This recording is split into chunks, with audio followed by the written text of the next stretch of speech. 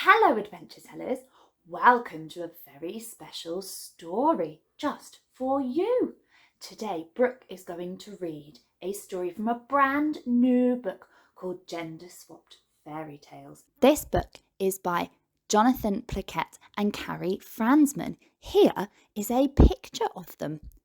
Oh, they look a bit funny here. Oh, here we are. This is what they look like normally when they're not gender swapped. A author is somebody who writes a book, and an illustrator is someone who draws the pictures. And here is one of Karrie's beautiful illustrations. I don't know what this illustration is of. Maybe we'll have to listen to the story and find out. I hope you really enjoy it.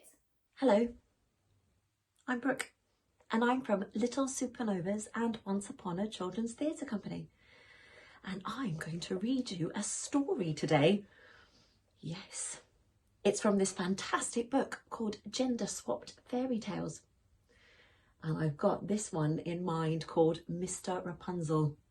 It's really good. I'd love to read it to you, so why don't you settle down? Yeah.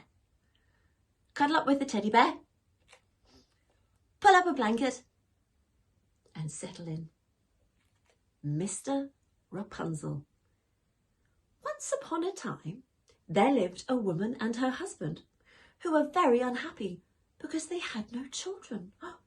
These good people had a little window at the back of their house which looked into the most beautiful garden, full of all manner of beautiful flowers and vegetables. Yum. But their garden was surrounded by a high wall, and no one dared enter it, for it belonged to a great wizard with great power, who was feared by the whole world. One day, the man stood at the window overlooking the garden and saw there a bed full of the finest rampion. Oh, the leaves looked so fresh and green that he longed. Yes, he longed to eat them. Oh dear, this can only cause trouble, I think. The desire grew day by day. Just because he knew he couldn't possibly get any, he pined away and became quite pale and wretched. Then his wife grew alarmed and said, "Oh, what a lass ye, dear husband." "Oh," he answered, "oh, if I don't get some of that rampion from the garden behind the house, I shall surely die." The woman, who loved him dearly, thought to herself, "Come, rather than let your husband die, yes, you shall fetch him some rampion, no matter the cost." So, at dusk, she climbed over the wall. She climbed over the wall into the wizard's garden, and, hastily gathering a handful of rampion leaves, she returned with them to her husband. He made them, yes, into a lovely salad, which tasted so good that his longing for the forbidden food was greater than ever. Oh, dear me, I knew this was going to be trouble. Oh, dear, if he were to know any peace of mind, there was nothing for it but that his wife should climb over the garden wall again and fetch him some more. So, at dusk, over she got. But when she reached the other side, she drew back in terror, for there, standing before her, was the great wizard.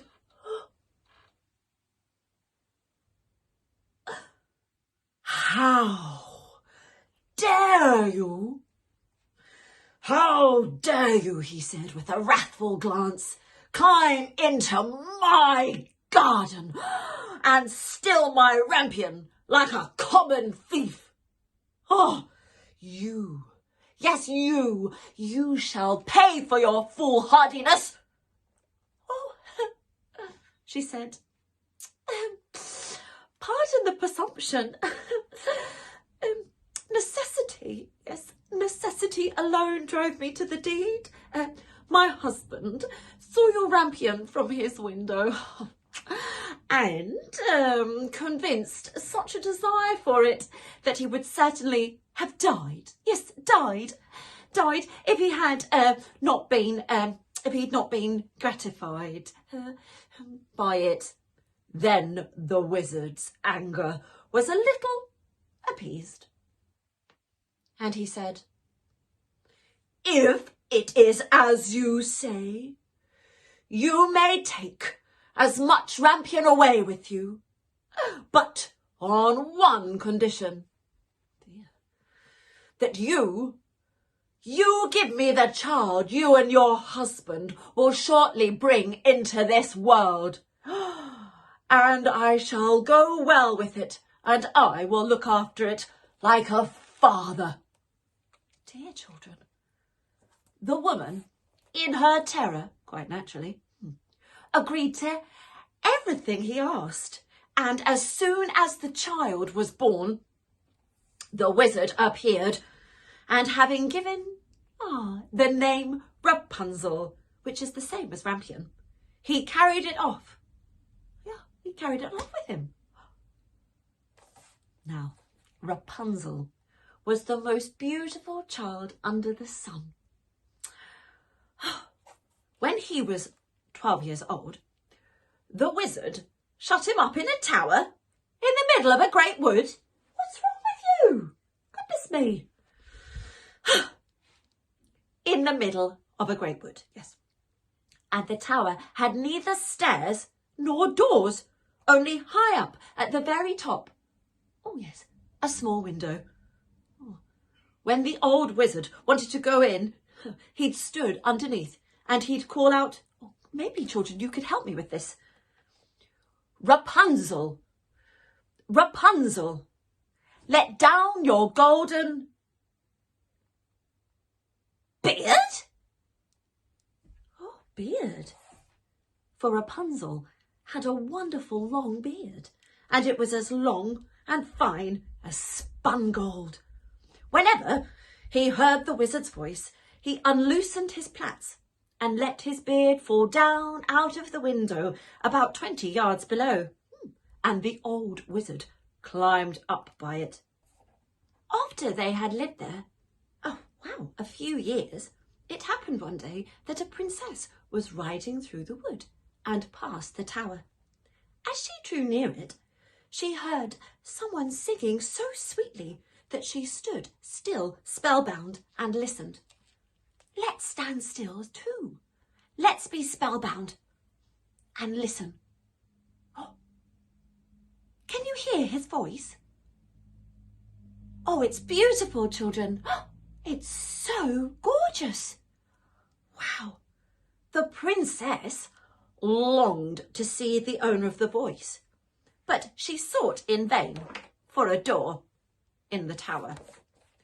So she rode home, but she was so haunted by the song she had heard that she returned every day to the wood and listened. One day, when she was standing thus behind a tree, I guess so that she couldn't be seen, yeah, she saw the old wizard approach and heard him call out, join in everybody, 1, 2, 3, "Rapunzel, Rapunzel, let down your golden beard." Oh. Then Rapunzel let down his plaits and the wizard climbed up by them. "Ah, so that's it. Huh? So that's the staircase then, is it?" said the princess. "Then I too will climb it and try my luck." So on the following day, at dusk, she went to the foot of the tower and cried, ready, 1, 2, 3, "Rapunzel, Rapunzel, let down your golden beard." And as soon as he had let it down, the princess climbed up. At first, Rapunzel was terribly frightened when a woman appeared.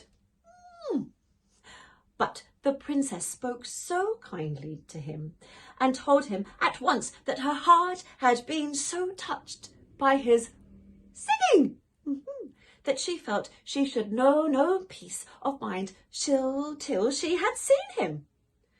Very soon Rapunzel forgot his fear, and when she asked him to marry her, he consented at once. For, he thought, she is young and handsome, and I'll certainly be happier with her than the old wizard. So he put his hand in hers and said, "Yes. Yes, I will gladly go with you. Only, how am I to get out of the tower? Every time you come to see me, you must bring a skein of silk. Yes, a skein of silk with you. And I will make a ladder of them. And when it is finished, I will climb down. Yes, I will climb down by it. And you will take me away on your horse." They arranged that till the ladder was ready, she would come to him every evening, because the old man was with him during the day.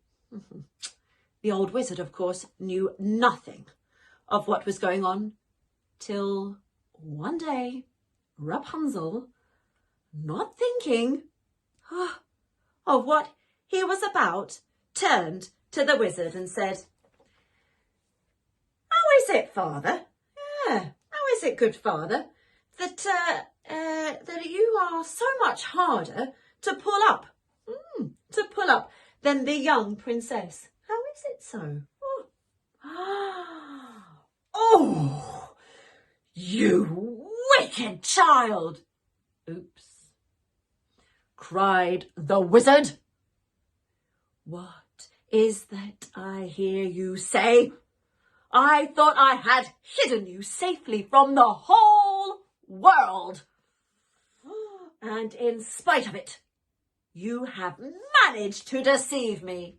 In his wrath, he seized Rapunzel's beautiful beard, wound it round and round in his left hand.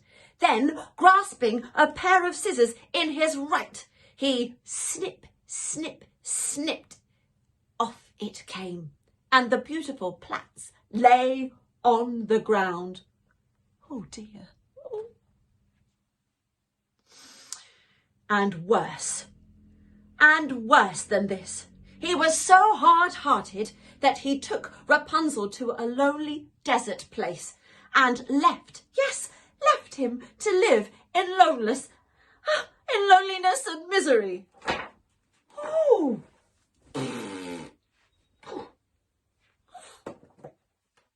How horrible.